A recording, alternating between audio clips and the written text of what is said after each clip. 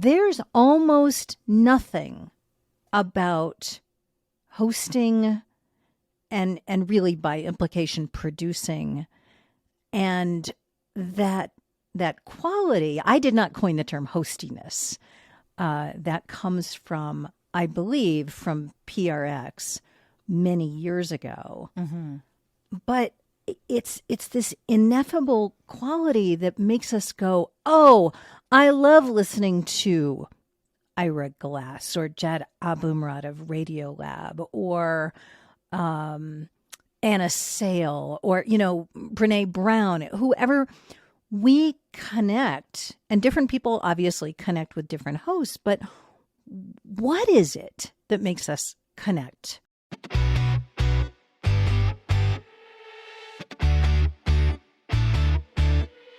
Welcome to Audio Branding, the hidden gem of marketing. Sound plays a more important role in human behavior and our decision-making than you may realize. In this podcast, I'll help you understand the art and science of sound so you can better influence others in business and your life. I'm your host, Jodi Krangle. Let's delve a little deeper. Here's the first part of my interview with Elaine Appleton Grant. My next guest has actually been on this podcast before. She's an award-winning journalist, audio producer, and on-air talent who worked for 3 NPR affiliates before founding Podcast Allies LLC in 2019. She hosts the podcast Sound Judgment, a master study in great podcast hosting, and I'm certainly honored to have her here, again. You might have heard her review of this podcast read out on a recent show, in fact. Her show features today's best hosts and producers, including Glynn Washington, host of Snap Judgment, John Barth, founding producer of Marketplace, Ann Bogle of What Should I Read Next, and Stephanie Whittles-Wax of Last Day. Her production company, Podcast Allies, develops and produces narrative and conversation podcasts for social impact organizations, such as the Environmental Defense Fund and the American Academy of Pediatrics. So her background in good audio is pretty extensive. Her name is Elaine Appleton Grant, and I'm looking forward to getting her take on what she feels makes a good podcast and a great host. With all the interesting people she's interviewed, I know she'll have a very informed opinion. As always, if you have questions for my guest, you're welcome to reach out through the links in the show notes. If you have questions for me, visit audiobrandingpodcast.com, where you'll find a lot of ways to get in touch. Plus, subscribing to the newsletter will let you know when the new podcasts are available. And if you're getting some value from listening, feel free to spread that around and share it with a friend, along with leaving an honest review. Both those things really help, and I'd love to feature your review on future podcasts. You can leave one either in written or in voice format from the podcast's main page. I would so appreciate that. And now, here's my interview with Elaine Appleton Grant. Well, to start off, I'd like to say that I have been really looking forward to having this conversation with you because I think it's an important one for both of us. And I'm really interested in where the idea of hostiness, which is kind of what you explore a lot of on your podcast, meets with the communication aspect of audio and how important sound is to our everything, really. So I think this is going to be a really interesting conversation, and I'm glad that we've got this chance to collaborate. I could not agree more. And, Jodi, you and I have known each other for a while. I've been watching your journey with audio branding with a great deal of curiosity because you're delving into, a lot of psychology, really, of how sound affects our behavior and our ability to trust or not trust and how we feel, even crazy things like how food tastes changes based on the sounds we're hearing. So some of this stuff is just astonishing to me. And it, people who are voice talent and podcast hosts and other kinds of people who are involved in sound, the world that you investigate pretty broadly, there's so much overlap between my world and your world. Totally. Yes, definitely. And I interview a lot of podcasters who are, some of them have been doing this for years and years and years. And yeah, that aspect of how a host connects with an audience and becomes compelling and is able to tell a story well, that's all about communication. It's all about sound. So yeah, I've been fascinated with your podcast as well. Oh, well, thank you. And a lot of the people I work with, a lot of my colleagues in the industry are very interested in voice coaching, but we don't do it very much in our industry, whereas you do a lot of work around the actual voice. And I'm very curious to learn more about that. And, I suspect that there's some vice versa where we may do more work on things like story structure, interviewing skills, etc., that can be very helpful to voice talent and commercial producers and animation producers and all of that. So it's going to be really interesting sort of, what are we doing? We're sort of cross-breeding. Yeah, I love it. Yeah. Yeah. What are you cross-pollinating? Cross-pollinating. That's a much better word. Yes. That's a better word. Yes. I actually really enjoyed your interview with John Barth because he went into this, right? He was talking a lot about how voice needed to be coached for podcast hosts, which I thought was fascinating because as a voice actor, I've been doing that since day one. That's what I was trained for. And it's interesting how much of an overlap there really is in becoming a good storyteller, because ultimately that's what I'm doing. I might be reading someone else's words, but I have to relate them to how I feel, because if I'm not relating them to how I feel, I can't project that. I can't make other people feel. So that's really what a lot of this is about, making people feel. Yes. And you talk about, and your guests talk about emotive qualities and emotion a lot, which is, one of the two things that podcasts do best when they are working well is to evoke feelings, to put us there. And the other is storytelling. So there's very similar. I should say, just for listeners who don't know what Jodi is referring to, John Barth was my guest on the second episode of Sound Judgment. He is a talent scout. He is a producer's producer. He's been in the public radio world and the audio storytelling world for more than 3 decades. He founded Marketplace. He was the person who saw the moth on stage and said, that should be a radio show. And then with a team of people at PRX, developed the moth and at the moth, developed the moth into the Moth Radio Hour, which has since had something like 100 million downloads. So that's insane. It's insane. I mean, It's been over quite a long period of time, but still, I mean, the moth is revered, right? So a good one to call out, and the nicest guy. Yeah, around. He sounded really sweet. yeah, he is. Yeah. So, Jodi, I would love to start with kind of a simple question for my audience, which is, how do you define what audio branding is? This is not a term that we throw around in the podcast industry.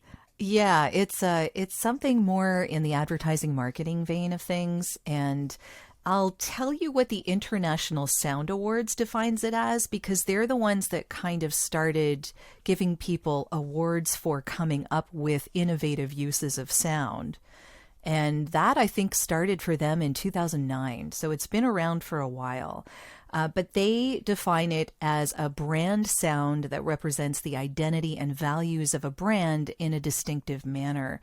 So that could be the audio logo or the sonic logo. Lots of people think of it as that, but that's not the only thing it is. It's also branded functional sounds. So say your GE kettle makes a sound when it's finished, like, it makes just a little beep or something like that, but it's a specific beep. Right? It sounds high end. It might have a different sound, right? So that's like a branded functional sound, or brand music that you would hear on a commercial or, McDonald's has a particular brand music that they use all the time, and they may change the tone of that, they may change the beat of that, but it's still the same tune, it's still the same DNA, right? Okay. And the brand voice. So some people use the same voiceover, the same voice, the same actor for whatever there's appearing on screen. So right, we all know that the voice of God of the movie promos, right? It used to be. I think there was a famous voice talent who did that for decades. Yes, there definitely was. Yeah, there are several of them, but that was around for a long, long time. And came about by accident, really. I mean, because he was replacing someone who was supposed to be doing the job, and he had a very distinctive voice, and so they decided to hire him again and again and again, and they don't do that a whole lot anymore, actually, because nowadays people don't want to be told; they want to be shown. You mean they don't do voice of God very much anymore, but they still do hire the same voice actor. Brands will hire the same voice actor. Totally they will. But for a long time. Yes, but for movie trailers don't really have, not a lot anymore. They do if it's like coming out on streaming media sometimes, and it depends, like if it's an ad, but you'll very rarely hear them in the movie theater. Or it just doesn't happen all that much anymore, because the audience is more interested in being shown what they're going to see on screen rather than told by a voice on high, right? That's the switch that's been happening for a long time because of the way that the younger generations experience sound and advertising, because they don't want to be sold to at all. I heard that in some of the episodes that I was listening to recently. I mean, you've got 160 some odd episodes as of this recording. Yes. Yeah. And so I've been listening off and on since you started this. And the ones that I was listening to recently, I did hear something exactly about that. And that is also true. And it's something that I talk about, that some of my guests talk about, that people don't want to show, not tell. Yes. Obviously, show, not tell, over and over and over again. Let's think in scenes. Let's describe scenes, put people in scenes using sound and words and voices. But also, don't. Glenn Washington of Snap Judgment is strict on this. He says, I'm not going to tell you what this story means. That's for you to decide. Now, that there's a huge range in decisions around that, and we can get into it later. But I found it very interesting that this is a cultural thing that crosses our industries, because younger people say, it's like the end of the newscaster voice. Well, totally. And that's why voiceover styles have changed over the years too, right? Like, I can't be talking from on high to someone. I have to be talking with them. So it's very much a relational thing. And if I don't have some kind of movie, play, something going on in my head that relates to what I'm saying, it's really hard for the person listening to understand the emotion behind what I'm trying to get across. And really, it's all about emotion, because you want to make that connection with the person on the other end, whether you're seeing them or not. And that's emotional context, and that's what sound does for us. It just in general gives us emotional context. All about, you've probably heard this many times before. We don't buy based on logic. We buy based on emotion, right? So the whole know, like, trust thing becomes super important. And oftentimes, the first thing you're going to experience is the sound of someone bringing something to your attention. Go ahead. I was just going to say, because a lot of the advertising that we see on television or in streaming or whatever, these days specifically, people are very rarely focused on one thing. We're all multitasking in so many different ways in our lives. And so what's becoming so important about sound right now, as far as advertising is concerned, is that you aren't always sitting in front of a screen watching what's happening. You could be walking around, you could have earbuds in and you're doing the laundry or washing dishes or having a walk or something like that. Like, there's so many other things you could be doing. And sound is what is going to fit within that life, as opposed to having to focus on something that you're looking at. And, so the sound aspect of that, even if you do have a visual aspect, is super important. Are you looking for ways to improve your company's or podcast's impact? You'd be surprised how powerful the use of an intentional audio branding strategy can be. Want to know more? I have a free downloadable PDF that gives you my 5 tips for implementing an intentional audio strategy at voiceoversandvocals.com/audio-branding-strategy. That location does ask to put you on a mailing list, just to send you updates on when the new podcasts come out. But if you really don't want to give your email out, I understand. Just contact me directly. My email is all over my website, and I'll make sure you get that PDF without needing to sign up anywhere. If you do sign up, though, you also get access to a resources section called The Studio, where I have videos, white papers, and PDFs, discounts from my guests, and snippets of audio from my guests that no one else gets to hear. So maybe it's worth your while. Totally up to you. And of course, if you're looking for voiceovers, you can get in touch with me about that too. Now, back to the podcast. It's totally important and creates an enormous challenge for probably both of us or everyone in our industries. Definitely. Because we're all trying to find ways to get attention. And, there are effective ways, there are good ways, there are ways with integrity, and there are ways that, maybe you or I might argue are less so and are sort of cheap, short-term ways, or even just lacking in strategy. But I feel like we're jumping ahead a little bit. You're probably right. Yes.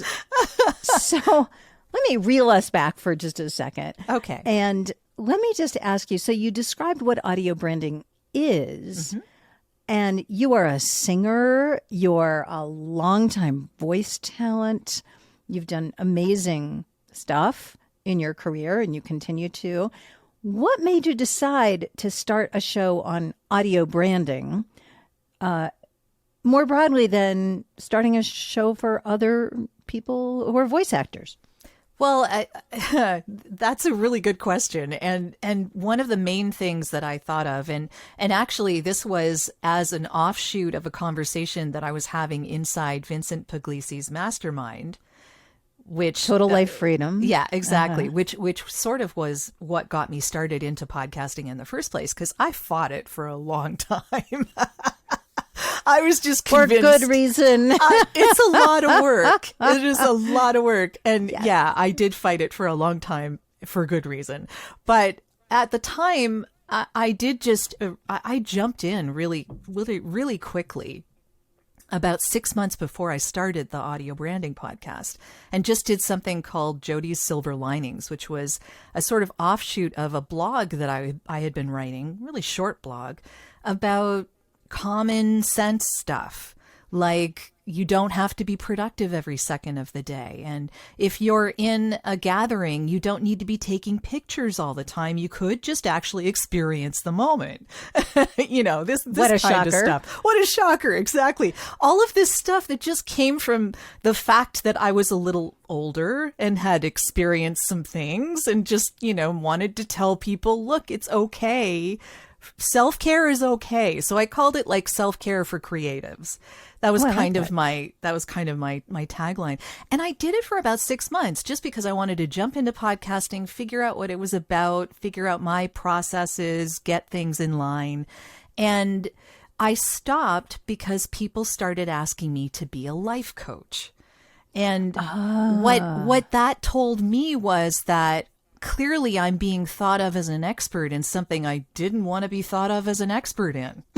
Right. So, yeah, I had no intention of doing life coaching. I had no interest in coaching at all, honestly. I was going to say, are you a voice I don't. coach? No, I didn't don't. think so. And I have no interest in doing that. Yeah, I am more of I call myself a fellow traveler. So I'm asking questions that my audience might want to ask of the people that I'm interviewing. That's kind of the point of what I'm doing. But ultimately the idea was, okay, well, if that's not what I want to be known for, then what do I want to be known for? And I had to think about that because there were other voiceover related podcasts already out there. It wasn't like I was going to be reinventing that wheel.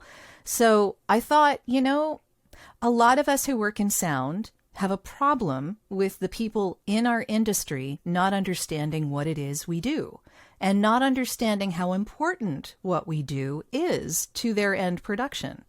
And not just voiceovers, but anyone who works in sound, right? Sound designers, filmmakers, video production people, content creators, anyone who works in sound has experienced we'll fix it in post. Right? Mm-hmm. We've all heard that, right? Well, yes. If you capture it correctly on the set, you won't have to do that. You know what I mean?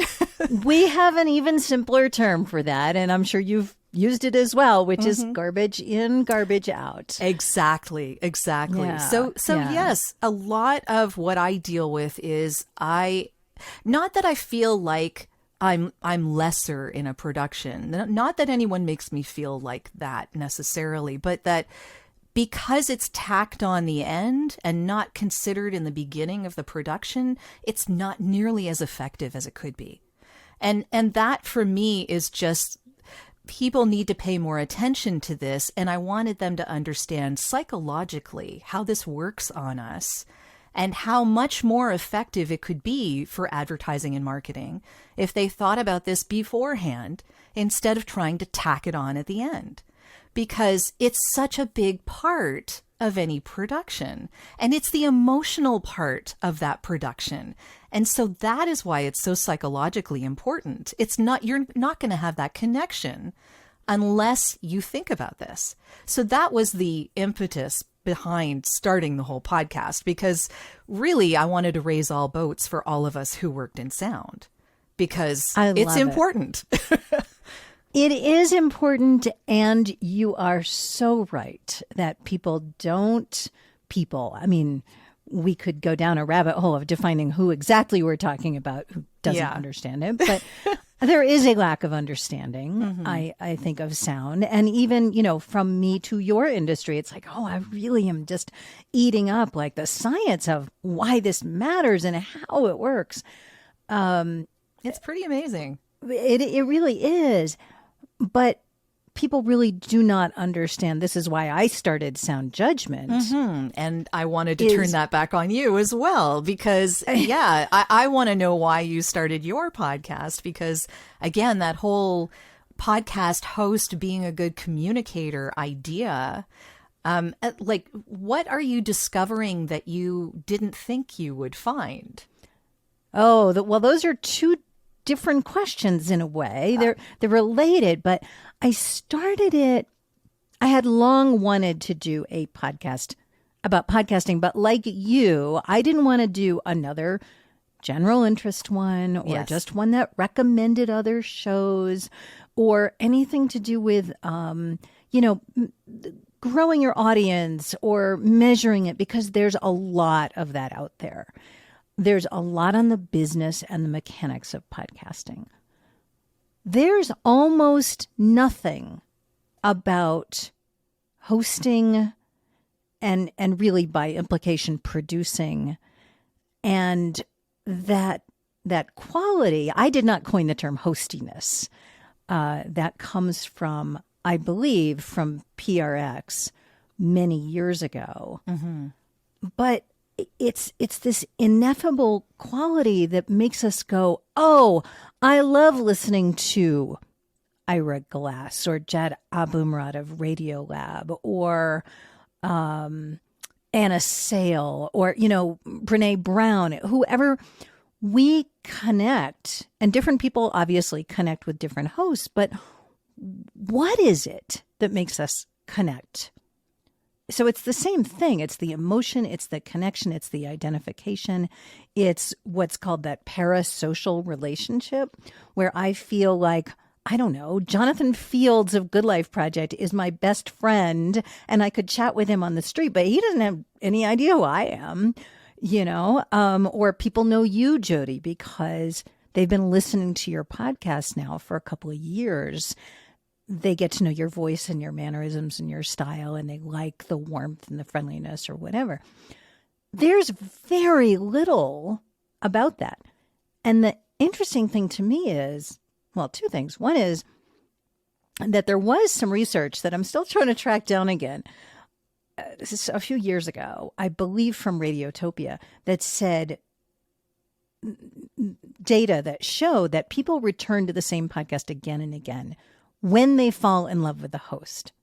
So that clearly indicates a lot of important things about who your host is, but very little attention is paid, particularly by these millions of creators who are starting podcasts every day and organizations starting podcasts every day, to what the host sounds like and thinks and behaves. And, there's a performative aspect to it. There's a lot going on to choose and coach and be a great host who people fall in love with. And it is completely ignored, almost completely ignored. And Yeah. as somebody who, my company produces podcasts for other organizations, and I've been involved in this for a long time, but it goes way back. I mean, I was in theater as a little kid, all the way up through my 30s. I would do it again if I had time.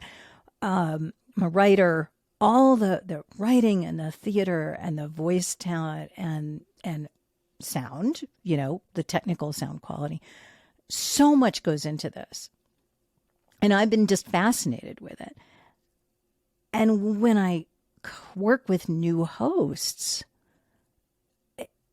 it feels to some degree intuitive, but it's really not. It's years of doing it, working with people, being in public radio studios where there's always a producer. So you're honing your ear, or if you're a news editor, you're editing a reporter's story. And a lot of it is through listening. And you go, that doesn't sound right. Or there's a logical leap or the tone is wrong. Read it a different way to match what you're trying to get across, that emotion, all of that stuff. And so finally I hit on that when I heard a show called Standing Ovation, which is a dissection show for public speakers. Oh, I see. Okay. Done by Jay Baer, who is a National Speakers Association Hall of Famer. And I couldn't stop listening to it. And so I got in touch with him, who I did not know. And I said, Jay, can I steal your idea, but apply it to podcast hosting? And he said, sure, I stole it. And he had done this. Yes. And in fact, I interviewed him quite recently. And I asked him where he stole it from. And he stole it from a show whose title is escaping me right now, where the host was bringing comics on and they were dissecting stand-up comedy. Oh. And he loves stand-up. Uh-huh. And so he went, public speaking, I can do the same thing, bring on a great public speaker, have their signature story on and dissect it with them. And it's fascinating. And I love the kind of living case study sort of thing.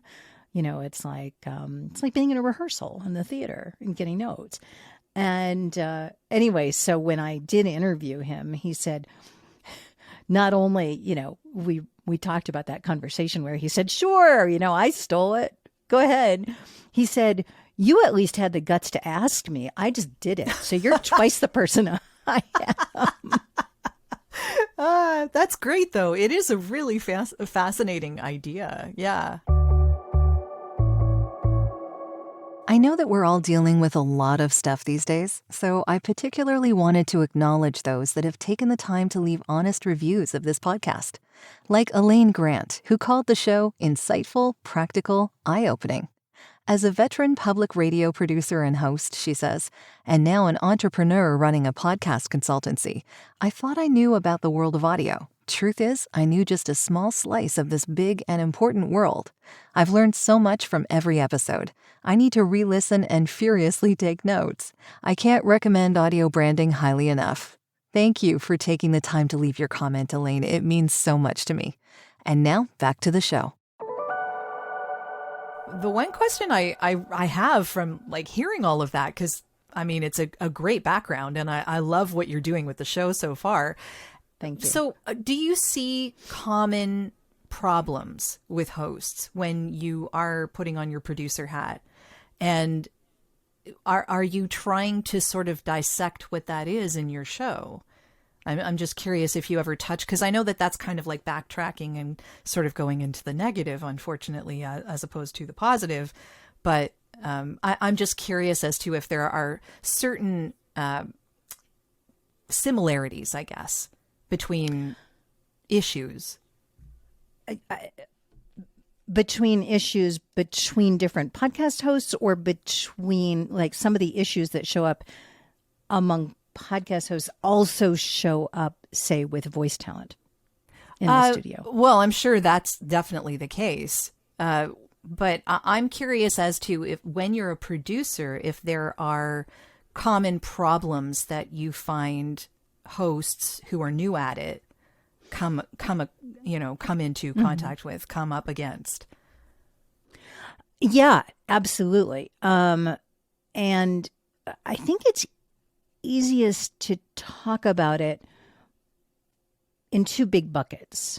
So there's the scripted podcast bucket, which is probably more like your world because you're typically using a script, I assume. Well, when I'm interviewing someone, sort of, but sort of not. Oh, I'm sorry. Not as a podcast host, but as a voice actor. As a voice actor, yes, definitely. I have as a voice actor. That's definitely not as a podcast host. Yeah. Sometimes you're using a frame. I mean, you and I built a framework so that we would stay on point and make sure that we could cover things, but we're not reading going all over the place, but yeah. As I am. But yes, but so there's scripted, narrative nonfiction, audio drama, where people are reading from a script, and typically there will be a producer tracking with them in studio and listening and saying, well, let's try it this way or try it that way or whatever, versus conversation shows like this one where we're not following a script. And so there are common problems in each of those categories. The most obvious one, the easiest one to point to, is new podcast hosts using scripts have a very hard time not sounding like they're reading. Ah, yes. The voiceover problem. Exactly. It's the same problem. And I don't know about you. I'm curious about this, but when I hear somebody and I know they're reading, what's missing is the emotion. They're not in it. They're reading words on a page. And as a listener, I start to tune out very quickly. And it's just, it's missing the heart and soul of, and this is often true, and I would say that I fell into this. When I first moved over from being a news reporter to a podcaster, I mean, there's a huge range of problems there. Oh, yeah. There's a lot of differences, I would imagine. Yeah. There are a lot of differences, but they're not immediately obvious, especially if you're moving, say, from being a feature reporter, which I did a lot of features in public radio, which has a narrative feel to it, to, say, documentaries, which it's easy to think are basically long feature stories. And so you'll hear a lot of, I've done a lot of judging of podcasts for podcast award shows. Not actually allowed to say for whom. Perfectly fine. Yeah. And And I was surprised by a whole bunch of documentary shows coming from very big shops, from the BBC to, big podcast networks to PBS, where that same problem existed. Because the focus is on the reporting and the research and getting all these voices out. But they're not thinking or feeling about what it is they're saying. It's a huge problem. See, that's where the voice acting comes in, right? Yeah. That's the difference between the people who wrote it and the people who should be speaking it. Yes. Unfortunately, Often. not all the time. I will say Yeah. not all the time, because, a good reporter certainly knows what they're talking about if they were the one that wrote the script. But the difference between emoting in a realistic, authentic way that can connect with an audience, as opposed to reporting on something journalistically, can be quite different. Not always, but can be quite different. Yeah. Yeah. The reason I paused when you said, well, that's the difference between the person writing it and the person voicing it. They can be very different. Mm-hmm. But often they're not. And that's where learning about hostiness comes in. That's the coaching aspect, right? So and a lot of can times help a lot. Yeah. Also, and I wonder if this is true with voice acting. Sometimes when a host is really struggling with a script in studio, it's not because the host isn't good. It's because the writing isn't that great, or it doesn't fit their style and their voice. And so then, sometimes I'll say to a host I work with a lot, rewrite that sentence. It's clearly not working for you. Write it how you would say it. Yeah. And that's definitely helpful. In a voice actor's vocabulary, that isn't really possible, because we are specifically hired to say someone else's words. So we have to take what's on that script and make it our own. Use the theater of the mind to make sure that we can relate to what's on that page, and then speak it as if it's the truth of ours. So that's kind of the idea. That's where the coaching comes in that that will help you take what's on the page and make it yours. Well, let me ask you 2 questions, which is like such a no-no. You don't ask 2 questions at once. I always tell people don't do this. Well, I did, so you go for it. But I'm going to do it. And the first is, is there is there a problem that is common to new voice talent that you notice? And then second is, how do you help correct that problem that we just discussed of you're not in the theater of the mind, and therefore the emotion of the words that you're hired to speak is just not coming across? Well, I think that first of all, a lot of people think voice acting is just standing in front of a mic and talking. And unfortunately, it's not quite that simple. Or fortunately. Yeah. Well, or fortunately, exactly. So the issue becomes that, and I think that this was mentioned in episode 2 as well, that a lot of people who start off, both in hosting and in voice acting, start off by mimicking someone else. Yes. So the problem becomes that person doesn't know how they sound. They only know how someone else should sound, and they try and mimic how that someone else should sound. Whereas when I'm being hired as a voice actor, I'm being hired to be me, just more me with their script, but I'm hired to be me, right? So I have to know who me is. That's where the coaching comes in. So the coaching makes you comfortable enough with your own voice that you can just be you with the theater of the mind, speaking that script, connecting to what's on that page. And that is a lot like learning how to act in general. It's going to seem like a process at first, and you're going to be slow at it, and it takes a moment to think about. But after a certain amount of time, it becomes second nature. And then you just fall into you using those tactics. Mm-hmm. Mm-hmm. And what's interesting about that is that there may be many yous. Oh, totally. In a way, right? I mean, yeah. Not only do you, as a voice actor, and I've done some voice acting over the years, want to be able to say, well, I can be very straight and serious, or I can be warm and friendly and the girl next door, or I can be this or that, or this age or that age. What I don't do is X, I mean, there's always I don't do this. I'm not the right person for that.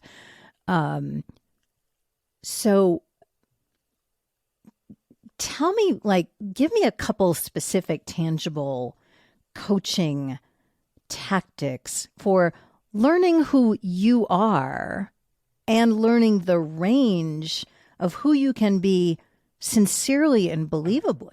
Like, you're not putting something on. It's just that we all have sort of a range.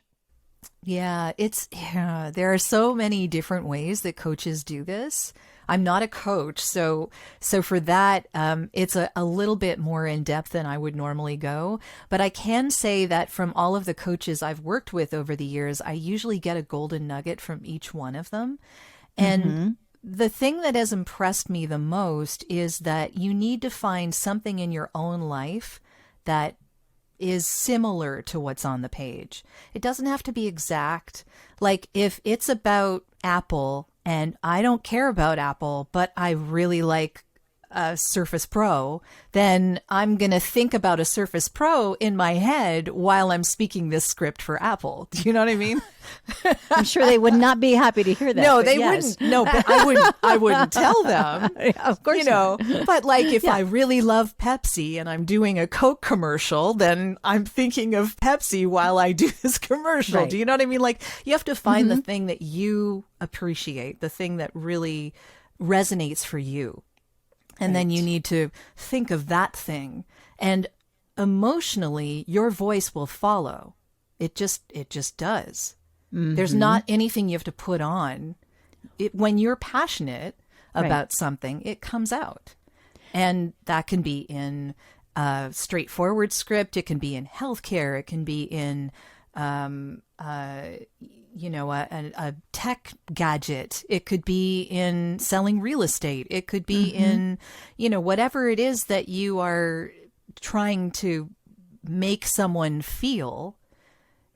They're not going to feel it unless you do.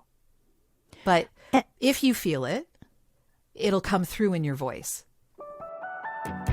This has been part 1 of our interview. I hope you'll tune in next week for part 2. Well, that's the end of this episode. Thanks for listening. And if you like what you heard, why not tell a friend about this podcast? It's available in all the usual locations. Until next time.